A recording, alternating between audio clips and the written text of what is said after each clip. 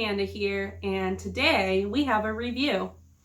So back in September of 2018, I got a sleeping pad. So when I was doing my research for sleeping pads, I really geared down to where I wanted a sleeping pad that was, tent compatible, since I do primarily hammock most of the time. I do enjoy tenting as well. And when I'm tenting, I do like the comfort of having a sleeping pad. So I do like the thickness of like 3 inches or greater. And one of the other things that I was looking for in a sleeping pad was the R value rating. So I sleep a little more on like the colder side.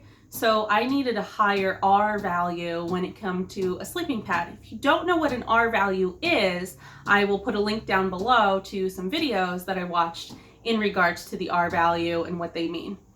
So finding something within my price range that was still somewhat lightweight was pretty hard to find. Price range for me was about under $150 for a sleeping pad, but I did manage to find one. So the sleeping pad that I got was and I have it here, it is the REI Flash sleeping pad. It's all season. It was a 5.2 R value, which basically means I could get down into the single digits pretty comfortably with this sleeping pad in a tent. So the price range for it was about $140, which was in that price range that I had. So for me, it was awesome. Everything that I was looking for. It was a sleeping pad. The thickness was great. The R value was there. So I purchased it. So in 2018, I did not get to use the sleeping pad as much as what I would have liked to. I did end up getting to use the sleeping pad more in 2019, which was last year. Took it on a few backpacking trips with the tent. It did great. After the third use of it on a backpacking trip, I noticed that it wasn't keeping air anymore. And I was kind of upset on that.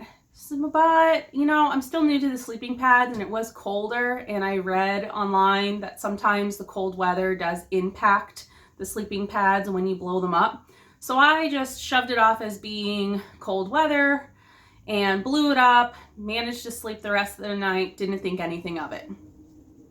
Next trip we go out, I take the sleeping pad out, and this time it doesn't hold any air. Again, it was cold, so I wasn't sure if that was the issue or not, but when I came home, I did fill the bathtub up with water and put the sleeping pad into it and noticed that there was a few tiny pinholes around the seams. Oh, okay, so pinholes. That would explain why I was getting no air, or why it wasn't keeping any air while I was backpacking. So, story be told, I go out, I get seam glue, I put it on the holes that I managed to find, which all seem to be in the area of where my main body pressure points was on the sleeping pad. So went ahead, patched them up, take it out on my next backpacking trip. I'm all excited to use it again. Again, it was colder throughout the nighttime, so it definitely was going to serve its purpose. Thought everything was great. I tested it while I was home to make sure it was holding air. Everything seemed fine. I get out on that trip, no air. It did not keep any of the air at all. I was like, you gotta be kidding me. This was a backpacking trip for about a few days, so I was a little upset on that. I then bring it home, do the water test all over again, found more pinholes. At this point, I'm a little irritated because I take very well care of my gear. I keep it in the stuff sack. I keep it away from sharp items. I make sure to store it properly. So I have totes for it. It's not like it's laying around. So I was a little perturbed as to, what was happening with the sleeping pad. So again, I get out the seam glue. I seal up all of the holes and everything. And I'm going to show you guys how many holes I found. in the matter of the few trips that I had. So as you can see there in those dark colors, those are the holes. There's one up here, right here. There's definitely a lot in this area as well. So sealed them all up, go on another backpacking trip with this sleeping pad. I go on the backpacking trip thinking everything's okay. And again, the sleeping pad failed me. It did not hold any air throughout the night at all. Luckily, people that I was hiking with knew of my issue, and they brought a spare sleeping pad of some sort, and I was able to use that comfortably throughout the rest of the night and just sleep a little bit better than what I have been with the sleeping pad. I come home, I do the water test, and there's no pinholes in it, nothing at all. So I was like, this seems really odd. So I went on to REI's website and I brought up the pad, and I was like, I wonder if anyone else is having any issues with this pad. Now, in 2018, when I bought this pad, there didn't seem to be any problems as it relates to reviews. The reviews all looked great, which is one of the other reasons as to why I purchased this sleeping pad. I go onto the website in 2019 and I find out that there are multiple, if not hundreds of people complaining about the sleeping pad and it not holding air. Lo and behold, REI came out with another version of the sleeping pad after I already purchased mine, and the latest version seemed to be a little bit better according to REI. But when you clicked on that pad and those reviews as well, it still came up with the same problems of not holding air. REI had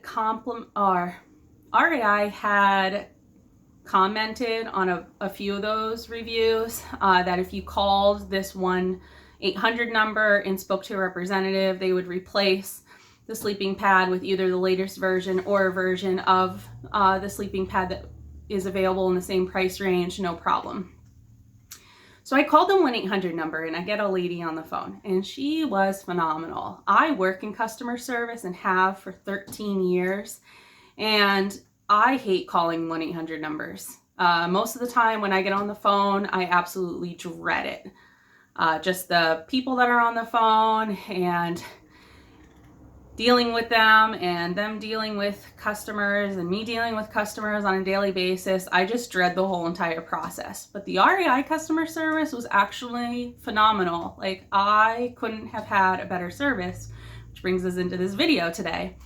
So I get the lady on the line. I explain the issue that I'm having with the sleeping pad. And I basically go into details with her of, like, I've tried everything on my own of fixing it. I wasn't aware that the sleeping pad had an issue or an ongoing issue until I went onto the website, and it was past their year refund policy, and I thought that would be an issue as well. So she does her own research and she goes, you know, I know it's not within the year anymore, and there are other people that are having this issue. Here's what I suggest. And so they replaced my sleeping pad. So she went online, we both went online, and at this point I told her, you know, the same things. I'm looking for something in the same price range, the thickness, the R value is a big deal for me. And you know, it's interesting when you call a brand. So I called REI and I thought I would be getting an REI sleeping pad and potentially going through the same issue all over again. I didn't really trust the brand anymore, but the customer service lady did not recommend REI sleeping pad. She told me all of their sleeping pads currently have this issue going on. They are hoping to rectify it in 2020, possibly 2021. So they are updating their sleeping pads and hoping to do something about it. But in the meantime, she did not feel comfortable in replacing my sleeping pad with another brand of REI because I'm potentially going to have the same issue. So she ordered me a Sea to Summit sleeping pad. It's not the same R value, but it is still a higher R value than the typical sleeping pads out there. So that was fine. It was in the same price range as this one. And all I had to do was, which I haven't yet, is just take this sleeping pad when I get the Sea to Summit one, put it in the box, ship it back to them, and within 15 days, I get a refund. I mean, working in customer service, I have never had an experience like that. Everyone talks about REI and their refund policy or their gear equipment policies and things of that nature, and actually having to utilize it for the first time. I mean, having a gear company that's out there that stands behind their products, knows of the issue, and still willing to help, rather than she could have got on the phone and went, sorry, past the year, nothing we can do. You can purchase another one and hope you don't have the same issue. But instead, she actually worked with me, was really nice, understood the issue, replaced my sleeping pad, and all I have to do is send this one back and get a refund. So the REI Flash sleeping pads, I do not recommend right now. In the future, I don't know if it's going to get fixed and maybe be better, but right now this is a sleeping pad I would highly recommend not purchasing. If anybody has the sleeping pad, make sure to check it if you haven't for a while to see if it holds air. I had the issue of the seam getting pinholes. The other main issue with this sleeping pad is the valve goes bad. And once the valve goes bad, they can't replace anything on the pad in regards to the valve as well. So they don't have any repair kits for the sleeping pad. They don't have anything to replace the valve when that goes bad. So overall, this sleeping pad is definitely a thumbs down for me. I hope you like this video. I hope it helps you guys in purchasing sleeping pads. I will do a review of my Sea to Summit one once I start utilizing that. I haven't gone out backpacking since this sleeping pad has failed me. But once I do and I test that, I will be sure to upload a video and let you guys know. If you have any questions about the REI Flash sleeping pad, let me know down below and I will answer them and let you guys know. If you want the 1-800 number because you're having the same problems as I'm having with this sleeping pad, comment down below and I'll be more than happy to give you that number. And hope this helps all of you guys out. Lesson to be learned, but sharing is caring. And yeah, that's my experience with REI, this sleeping pad, and just wanted to let you guys know. All right, thank you for watching this video. Bye.